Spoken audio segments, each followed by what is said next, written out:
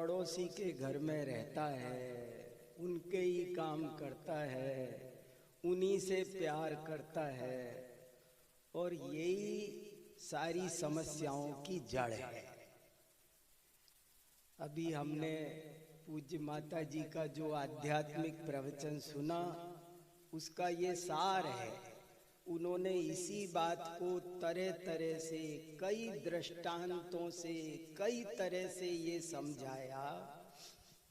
पेड़ का उदाहरण दिया, पत्ते पत्ते सींच रहे हैं, जड़ में पानी देना चाहिए, आत्म ध्यान जड़ है। जीवन में इतनी समस्याएं हैं, कितनी समस्याएं हैं, जितने पेड़ में पत्ते नहीं होंगे उतनी हमारे जीवन में समस्याएं हैं। शारीरिक, मानसिक, पारिवारिक, मौसम की, राजनीति की, कितनी समस्याएं हैं।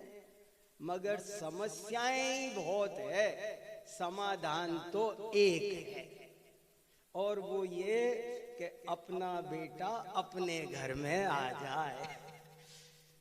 ध्यानाग्नि सर्व कर्माणि भस्मसात कुरुते क्षणात्। ये पंक्ति आचार्य विद्यानंद जी को बहुत प्रिय थी, सैकड़ों बार सुनाते रहते थे।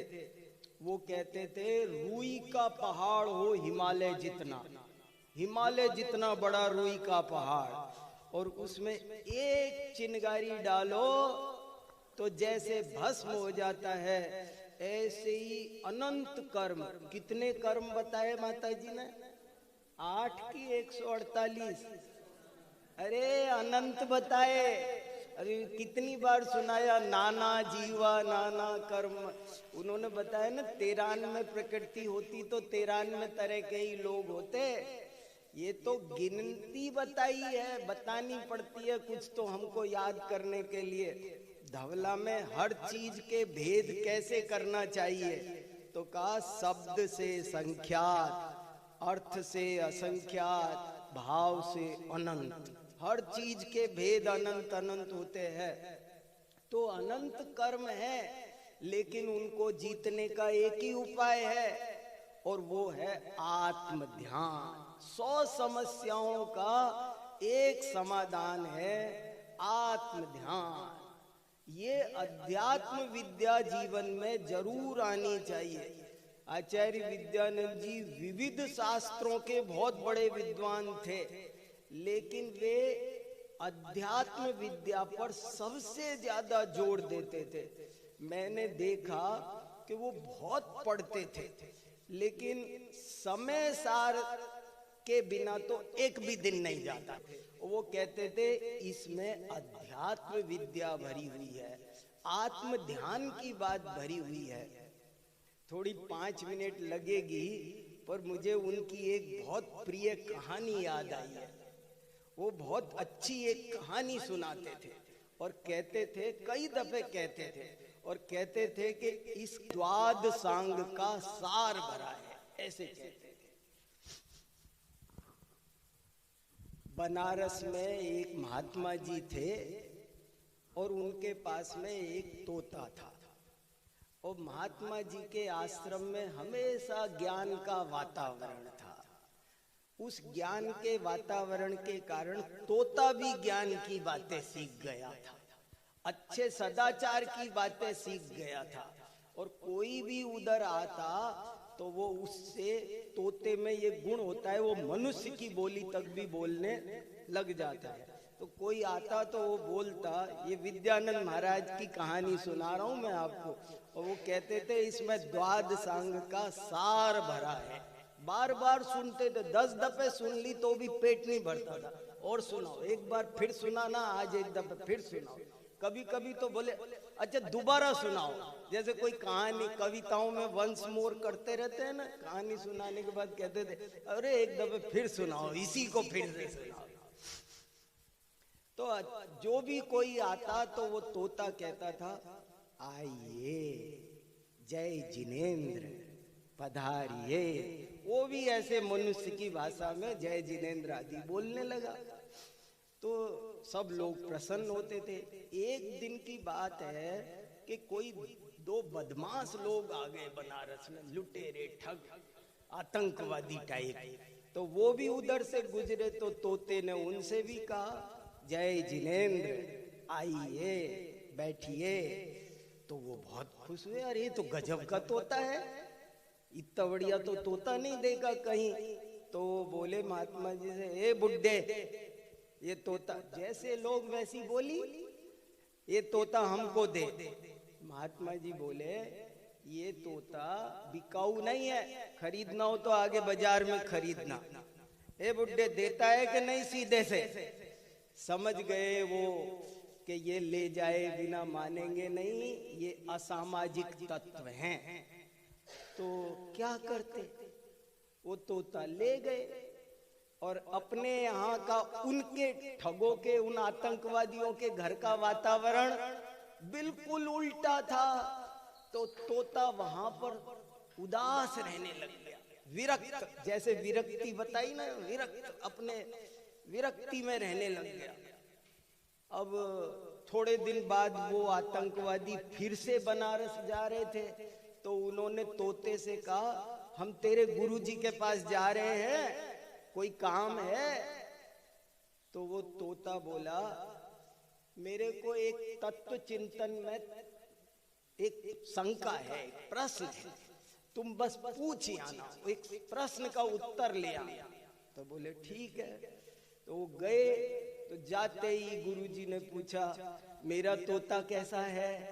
जितना शिष्य गुरु को प्यार करते हैं, गुरु उससे ज्यादा शिष्य को प्यार करते हैं। तो बोले मेरा तोता कैसा है? धड़ाधड़ प्रश्न पूछ। तो वो बोले ठीक है, लेकिन वो जैसा आपके यहाँ खुश रहता था ना, वैसा खुश नहीं रहता, उदास सा रहता है, ज्यादा बोलता चालता तो है नहीं, ठीक है वैसे तो। और हाँ रे, वो क्या एक प्रश्न पूछ रहा था वो? बोले उसने प्रश्न पूछा है कि मुक्ति का क्या उपाय है। ऐसे एक प्रश्न उसके समझ में नहीं आ रहा, साहब कौन शास्त्र का पता नहीं, आप बता दो, उत्तर हम बता देंगे।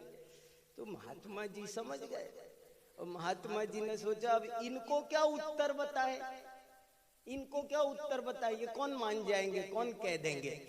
तो वो तो योग निरोध करके, श्वास निरोध करके पड़ गए। जैसे ही श्वास निरोध किया महात्मा जी ने, तो वो बदमाश समझे कि ये तो मर गए, और हम तो बड़े हिस्ट्री सीटर हैं, अभी पुलिस आएगी पकड़ेगी तो हमारे 100 अपराध और खुलेंगे, हम तो पकड़े जाएंगे। तो वो तो भागे उल्टे पैर और फटाफट आश्रम में पहुंचे, दौड़ते दौड़ते अपने घर। आश्रम में पहुंचे हाँफते हाँफते, तो तोता मिला। जाते ही तोता शुरू हो गया, गए थे क्या, कैसा रहा, गुरुजी मिले क्या, प्रश्न पूछा क्या, क्या उत्तर दिया, ठीक से तो है? अरे बताते, सांस तो लेने दे। क्यों क्यों, क्या हुआ क्या हुआ? अरे देख भाई, तेरे से सही कह रहे, आज हमने कोई गलती नहीं की, हम वैसे बदमाश है, लेकिन हमने तेरे गुरुजी के साथ कोई बुरा व्यवहार नहीं किया। हमने तो तेरा प्रश्न पूछा था कि मुक्ति का क्या उपाय है, और वो तो मर गए। वो ध्यान को क्या जाने, बदमाश लोग योग निरोध और ध्यान क्या समझे, वो तो समझे मर गए। तो उन्होंने बोले हमने तेरा प्रश्न पूछा और वो तो बस मर गए। तो हम है ना भैया डर गए और हम भाग के आ गए, ये बात है और कोई बात नहीं, हमने कुछ नहीं किया, सच सच बोल रहे तेरे से। अव्वल उस्ताद को इशारा ही काफी होता है, वो समझ गया कि अच्छा गुरुजी ने उत्तर भेज दिया। गुरु की बात निराली, बड़े बड़े संकटों में से गुरु ऐसे निकाल लेते हैं। तो उसने भी श्वास निरोध कर दिया, उसने भी ध्यान लगा दिया। जैसे ही उसने श्वास निरोध किया, तो अब ये अज्ञानी प्राणी ध्यान की क्रिया तक इनकी पहुंच कहां। इन्होंने समझा आज ये क्या हो रहा है, जिससे बोल रहे वही मर जाता है। वो बदमाश सोच रहे हैं हमने गुरुजी से बात की तो वो मर गए, अब इस तोते से बात की ये मर गया, वो श्वास निरोध करके पड़ गया पिंजरे में। तो उन्होंने सोचा अब क्या करे, अब तो मर गया, बहुत बढ़िया था, अच्छा था, बढ़िया बोलता था, क्या करे, पर अब मर गया। उन्होंने पिंजरा खोला, उसको पकड़ के फेंको भैया, अब इसको मर गया। तो उसको बाहर फेंका, तो बाहर जैसे ही फेंका वो नीचे गिरने की बजाय आसमान में उड़ गया और उनसे कह गया टाटा बाय बाय, मिल गया मुक्ति का उपाय।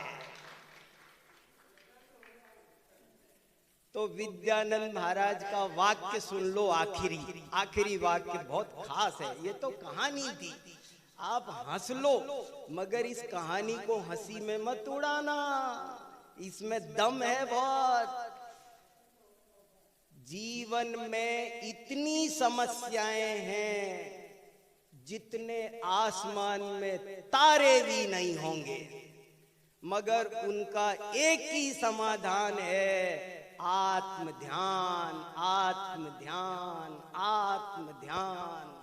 आत्म ध्यान करो, सब समस्याएं सुलझ जाएगी। बस यही प्रेरणा मैं समझता हूँ आज माता जी की भी थी। तो मैं माता जी को वंदना कहते हुए अपनी